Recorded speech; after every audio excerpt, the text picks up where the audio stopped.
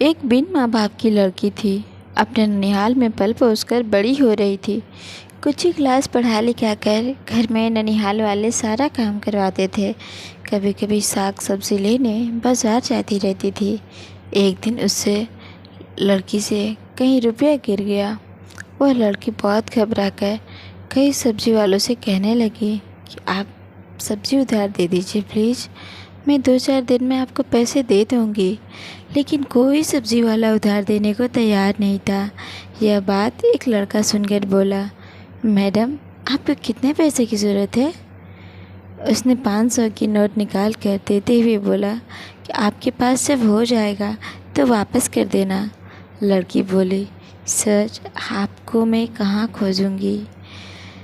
लड़का बोला कि मैं बहुत बड़ा आदमी नहीं हूँ, प्रतिदिन मैं इसी समय सब्ज़ी या फल लेने बाज़ार आया करता हूँ।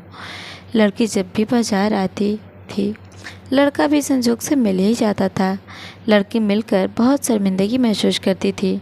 लड़का भी कुछ नहीं कहता था। जब 1 सप्ताह हो गया तो लड़की पूरी बात बताई।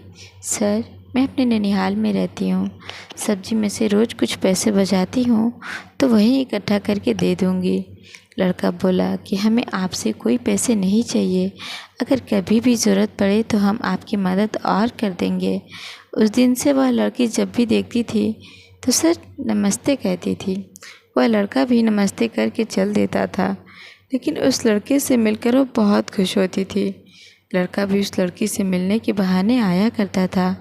कभी कभी लड़की के ननिहाल वाले ताना मारते थे कि जवान हो गई है, मर भी नहीं गई, अब तो शादी का सारा खर्च हम लोग को ही उठाना है। एक दिन उस लड़की ने उस लड़के से बोली, सर क्या आप अपने घर में झाड़ू पोछा मारने के लिए मुझे रख लेंगे? हमें अपने ननिहाल में घुटन महसूस होता है। लड़का हंसते हुए बोला, ठीक है, हमको अपने मम्मी पापा से पूछ लेने दीजिए, संजोग देखिए। वह एक ज़रूरी काम से बाहर चला गया। लड़की जब भी बाज़ार आती उसी लड़के को उसकी नज़रें ढूंढती थी। वह लड़की निराश हो गई। किसी ने शिकायत भी कर दी कि सब्ज़ी लेने के बहाने किसी लड़के से मिलती है। अब रोज़ ननिहाल वाले प्रताड़ित करने लगे। लड़की उब कर मन में सोच ली कि आज अगर वह लड़का नहीं मिला तो आत्महत्या कर लूँगी। अजीब संजोग देखिए, उस दिन वह लड़का तब तक दिखाई दे दिया।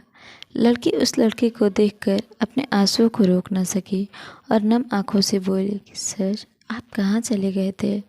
लड़की के नम आँखों को देख लड़का बोला, आपसे एक बात बोलूँ, आप नाराज़ तो नहीं होंगी? लड़की गई कि सर बोलिए।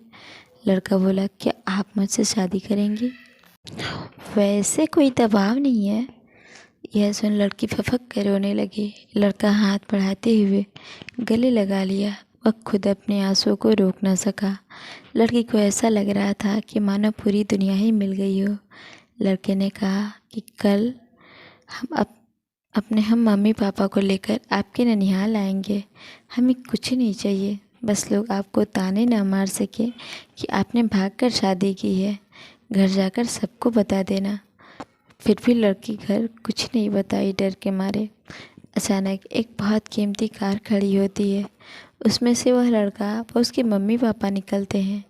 लड़की के ननिहाल वाले चौंक गए। वे बोले कि आप सब? लड़के की मम्मी पापा बोले कि आपकी भांजी का हाथ मांगने आए हैं। हमने मुहूर्त निकाल कर सब इंतज़ाम कर लिया है, आप केवल लड़की लेकर आ जाना। हमारे बारे में अगर जानकारी करना चाहते हैं तो पता कर लेना, शहर का सबसे बड़ा रईस हूँ। मुझे कुछ नहीं चाहिए, हमारे लिए दुल्हन ही दहेज है। लड़के के मम्मी पापा ने सारा खर्च से बड़ी धूमधाम से शादी की। वह लड़की ससुराल पहुंचकर घर में अपने सास ससुर के मरते वक्त तक बहुत सेवा व देखभाल की। तो फ्रेंड्स, आपको ये कहानी कैसी लगी हमें कमेंट करके ज़रूर बताएं और मिलते हैं आपसे ऐसे ही किसी दूसरी कहानी में। तब तक के लिए नमस्कार, प्रणाम। अपना ख्याल रखें, अपनों का ख्याल रखें। Bye bye.